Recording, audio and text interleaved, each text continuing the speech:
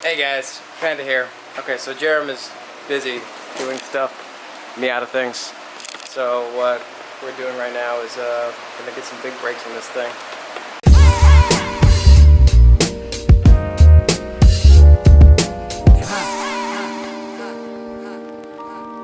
So what we're gonna work on today, I mean, this is the stock base model 370Z. So it came with little chintzy brakes. Actually, let me see if we can get you a caliper here.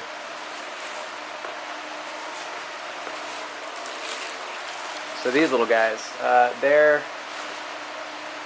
mean, these pads are in great condition still, and they go to the little baby calipers. Where are the calipers at? Oh wait, oh that's right, we didn't pull them off yet. These little baby calipers, 2-piston, and I'm sure my filming is horrendous, so Jerem's gonna have to edit the crap out of this later. But the new ones are remanufactured Akebono 4-pin calipers. They're pretty, they're red, and they were super cheap compared to like a Z1 kit or something like that, any kind of like official Nissan kit or Infiniti kit. And I mean, it's still the same quality caliper, it's just new seals and a fresh coat of paint. So I got those on a deal, like on Amazon. So if you're looking to do this, all I did was I bought steel braided lines, the Reman Akebonos, new brakes and rotors. Actually, the rotors are really nice, and they are huge compared to the stock ones. These are actually the rears, and this is the stock front. I mean, that's a pretty big difference. We should see some major stopping power. This is a new front. And just like a side-by-side comparison, that is huge. So, by the end of this, I should get more of like a harsh stop versus like a squishy stop. You know, what we want to do when we're racing things. So, I'll try and run you guys through this as best as I can. Okay, so, just for clarification, because these rotors are bigger, the front rotors do not require you to remove a dust shield, the rears do. So you're going to have to file down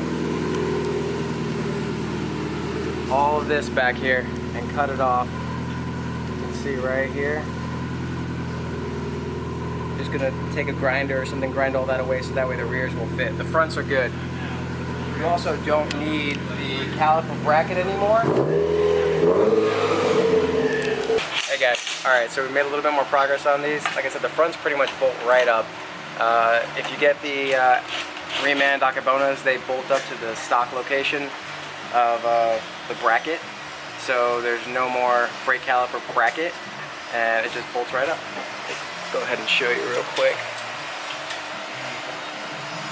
So, right here. Bolts right up to the stock location. And then I got some Stop Tech steel braided brake lines, which are a necessity. If you're doing a brake upgrade like this, you don't want any play in your brakes and you don't want any flexibility in that line. So for an extra, I think they were like 80 bucks for the fronts and then like another 60 bucks for the rears. Totally worth it.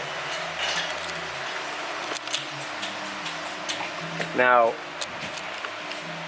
running these brake lines, they're a little shorter, but you basically just pull this clip out, undo this, and this piece is where the original brake line hooks up, and it bolts right here, right here, right here. Being that the line is shorter, we only really needed to use this one. Ran it down, back, under, through here, mounted it to the front, and right into the back of the brake caliper here. Alright, well, we're going to keep on going. Fronts are almost done. After that, we'll stick the pads on, torque everything down, and start in the rears. Just take the night, then we leave when it's like nothing wrong. It's alright with you. No ties, no price, no need, so free. I don't care what you say. as you can show me a good time. I don't need promises, honestly, no big deal. As long as you can show me a good time, I don't care. Why are they recording for like 57 minutes on this camera? It's kind of weird though, right? These guys are like trying to figure out how to YouTube over here because I'm busy tuning this Miata in the background. But I am very proud of them. They got some cool brakes on. I'm very excited, and I'll be honest, I'm over there tuning mostly because I just don't want to put the brakes on, but I want to drive them when they get done. Okay, hold on. I gotta go throw some stuff in the trash. I'll be back in a minute. Hang tight. Hey guys, alright, so the fronts are totally on. Look at that, look how beautiful those brakes are. Anyway, so this caliper basically never has to come off for a brake job again. All you do is you just take these pins out and this pulls right off, and you can slide the pads in and out. Really quick brake job, meant to be done on the track. So we started on the rears. Like I was talking about, this is the shield that needs to be cut off because the new rotors will not fit. They are gigantic. So we're going to get started on the rears. I'll show you that little bit, and we'll keep on going, get the new brake lines in too. Now it's time for the backs. Okay, so got the rotor off. Quite a little bit of effort, but we're just going to cut right along here. Make room for the new ones.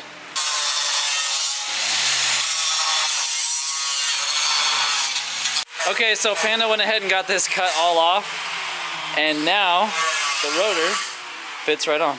Look at that. Ah, so much better. Gosh, that's so much bigger than the old ones. Yeah. Screw piston. Nice. Oh, those are gonna look so good. Man, you guys are doing a great job. Go team. Go team. Alright, so I've cut off a little more than I thought just to get the new calipers on. So just as a note. So I cut off that entire lip, but then also had to cut off here and here just to make room for the new calipers are a little smaller back here, so they hit because there's no bracket. They just bolt right up. Sweet. They look freaking awesome. You guys did really good. Alright, let's see. Oh man, look at those things. Looking super nice. I have to admit, this little power bleeder kit was like pretty slick too. I'm old school. I usually just bleed them into a bottle the regular way, but saves your leg pumping a whole lot. You can just kind of pressurize the system. It's pretty nice. That's pretty much it for that project. So We're gonna test to see if we die or not. oh yeah, we gotta go like test it and see how well it breaks. All right, we'll go do that in a second. Make sure to tighten this down. I don't want to die. Well, I was just gonna do it by hand. Steve's doing a stop test real quick with the new big brakes.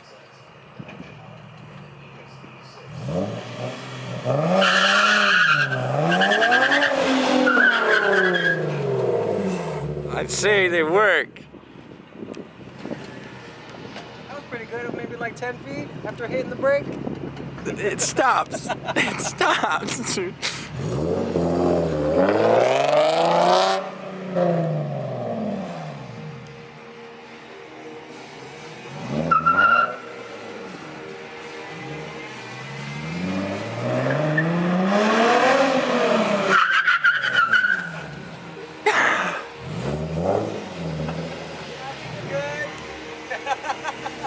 I'm tuning a really cool S2000. It's just an all-motor first generation AP1, but for the first time ever, he's getting the car tuned.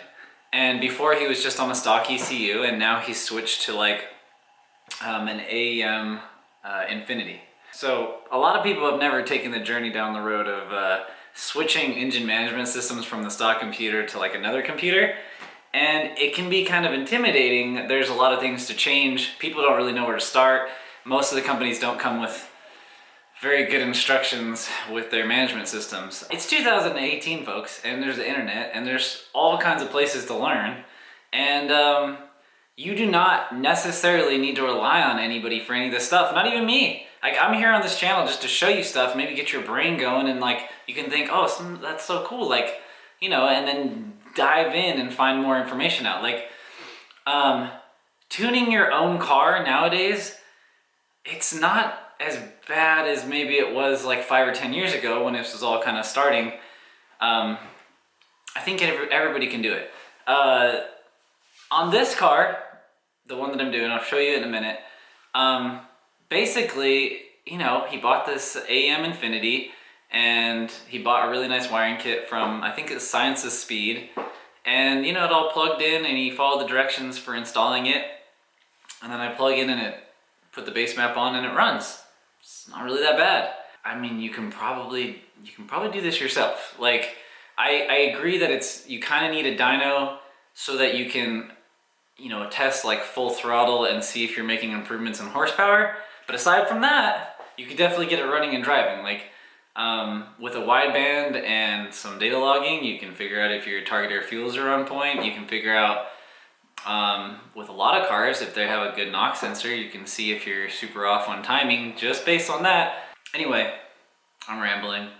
But basically I wanted to say, information, like, and the power of your computer is what will set you apart from everybody else. I'm just gonna say that now. Like, the horsepower game is not a challenge. Like, seriously, like, whatever engine, whatever swap, whatever you're doing, somebody has made all the horsepower on it. Everything. Think about it. Like, there's somebody out there who's already making 1,000, 1,500, 2,000 horsepower on that platform. So the horsepower, like, discovery game is kind of like, it's kind of over. You can only change cams so much. You can only change compression so much. You can only change configuration so much. And yes, little tweaks improve things. And really the biggest thing that adds power as the years go by with people making more on a certain platform is typically like turbo or supercharger technology improving, not necessarily the motor. So if the horsepower game doesn't change, then how are you gonna win or go faster than other people? And I'll tell you right now, it's, you know, using your brain, it's data collection, and it's how powerful your computer and your data is. Like, if you can get more sensors on the car and get more information and more data, then you can make better decisions on how to change how the car is acting. The more data and the less guessing you're doing, the faster you go. And the more repeatable this process is, the more you can infer different things and make good decisions. So that was a long rant, but I'm just saying, don't be afraid of engine managements or computers or wiring. It is hard. Sometimes you can get stuck on problems for a while, but the result at the end, if you're patient and you go through the process and you figure out how your computer and all your sensors work, and you start logically thinking, how can I monitor this data? How can I monitor temperatures and traction and wheel speed and slip percentage and timing, and how does like my throttle affect it, and how does all the things, once you start putting the picture together and changing things slowly, the car will just go faster, faster, faster. So not a lot of things really get me excited, but I'm not gonna lie, engine management and new sensors and fancy data collection, it super gets me going, because when you take a car out and you go racing, the one thing that makes everybody equal is that we all have to make the car have traction and stick to the ground. I mean, it's got to put the power down. We can all make a ton of horsepower, but can you put it down? Can you control it? And then after that, obviously, can you drive it? So anyway, that's the end of that rant. I'm gonna go ahead and mess with this base map a little bit, finish scaling some stuff, and then I'm gonna go out there and tune this S2000. I'll show you a few clips of it. This is a super cool car. It's a time attack car. I think he might be doing some big time attack challenge here in Austin at the Circuits of America racetrack. And man, he seems like a nice guy. Maybe I can tag along, see how it goes at that race. But yeah, all right, let's go tune this car. So you push it and then it, there you go. Cool. Okay. So you're saying it's a really tight fit? Road racing cars, man. There's a lot of caging going on. Look how cool this thing is. So, of course. Clutch in, you know, all the normal stuff.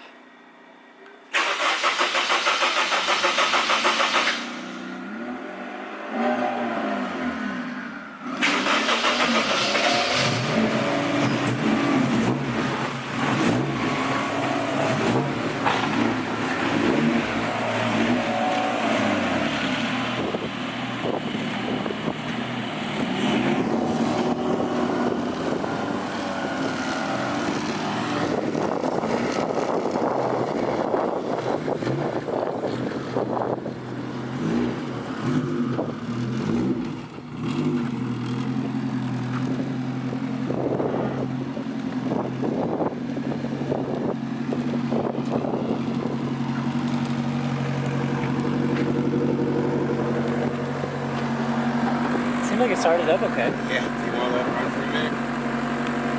Yeah, does the dash work at all? I still gotta work on the configuration for that.